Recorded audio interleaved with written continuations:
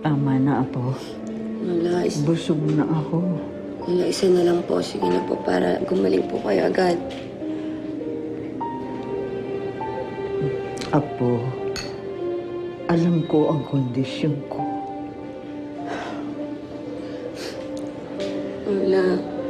Lola, gagawa po ako ng paraan.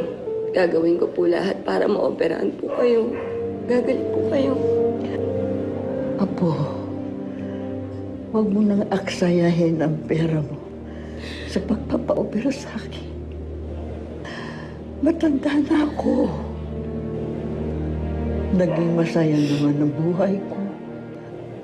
At ang lahat na yan, dahil sa'yo. Alam ko, pwede na akong mamatay. Handa akong humarap sa Diyos. Lola, wag po kayo magsalita ng ganyan. Huwag niyo po ako iiwan.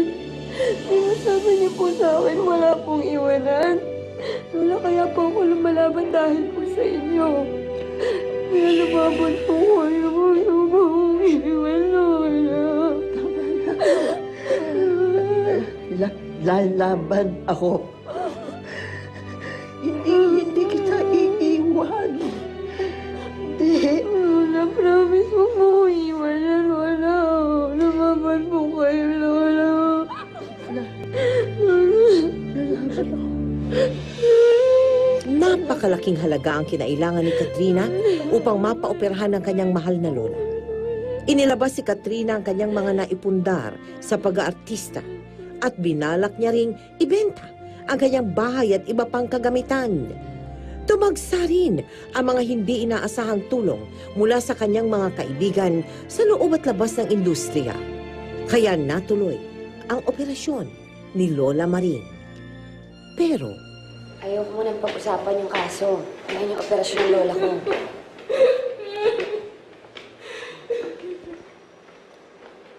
Ma? Pa? Katrina. Hindi naging successful ang operasyon ng lola mo. Sabihin mo sa akin hindi totoo yun. Buhay pa si Lola. Ma, pa, buhay pa si Lola. Sabihin mo sa akin, buhay pa si Lola. Pa. Lola. Lola. Lola. Lola. Lola.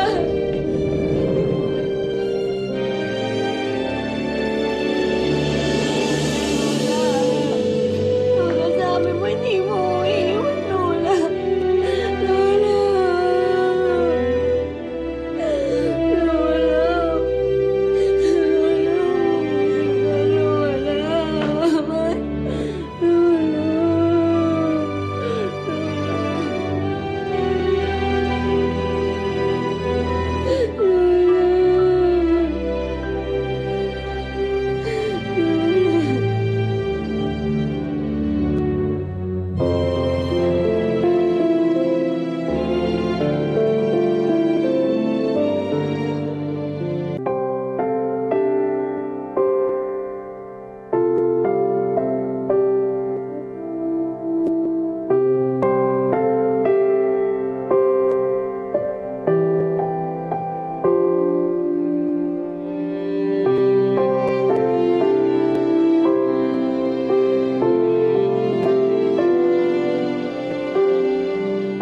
Alam niyo po ba na ano?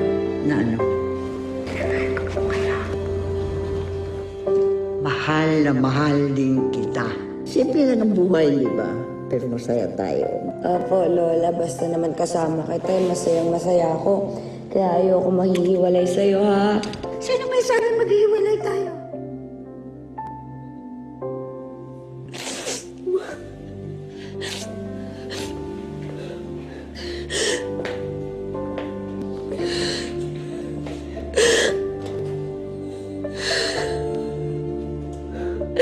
Lola. dyan. Lola, gumising ka na dyan. Titigil na ako sa pag-aartista ko. Uwi na lang tayo ng panahon. Magtinda na lang tayo ng sofa sa harap ng empanada. Lola. Lola.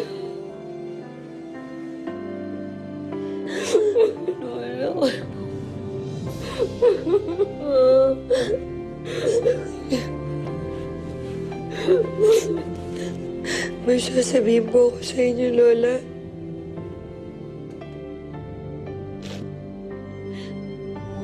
Mahal na mahal ko po kayo.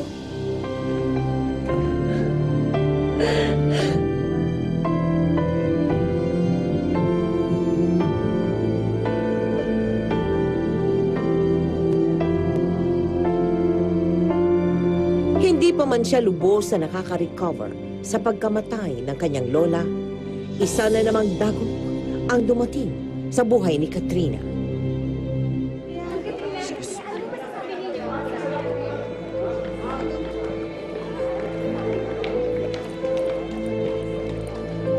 Katrina, ano masasabi mo at na-dismiss ang kaso? Yes. Mag-a-appeal ako kami. Excuse us. Katrina, Excuse us. mag-edlay lang sa X-Files. Excuse us. Katrina, para sa radio show ko, showbiz na show